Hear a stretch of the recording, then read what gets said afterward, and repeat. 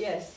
You asked me when we talked earlier, you asked me when I was had the years of molestation, did I tell? Yes. I want to talk about that because I want some people to know, and some young people to know, and some mothers to know that we have to have communication with our children, and we have to have hard communication with our children, because our children, as children, we formulate our own mind as to how we should function in certain arenas and situations.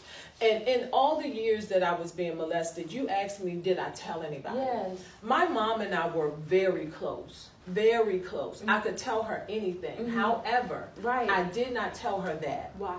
And I didn't, because my mom was going through her own stuff. Yes. She had her own, problems. Her and my dad, they had their own stuff going on. And I didn't want to put one more thing on her plate.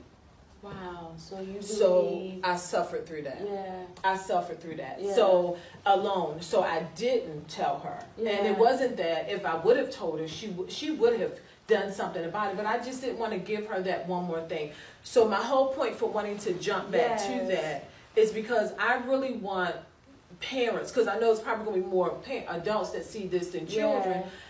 Talk to your children, because sometimes your children can think, my mom can't handle this, or my dad won't understand this, or I'm going to get in trouble, or it was my fault, or no. What would you say to someone that is trying to have communication with the child, but there's a blockage there? As a parent, you have to know. I mean, we parents, you have to know how to break that blockage. You have to know how to go past that wall. And really, get your child to talk. And worst come to worst, you find that auntie or that close friend or whomever it is that can get past that wall. Because the communication has to happen. It can't not happen. Because this is what it results into. A life of emptiness, a life of searching, a life of hoping, a life of brokenness. And then it's nothing but brokenness that never gets fixed until you finally surrender everything to Christ. And that's the point I got to. So if you were younger, what would you do differently? Oh, I would have told. I would have told. Oh, God knows I would have told.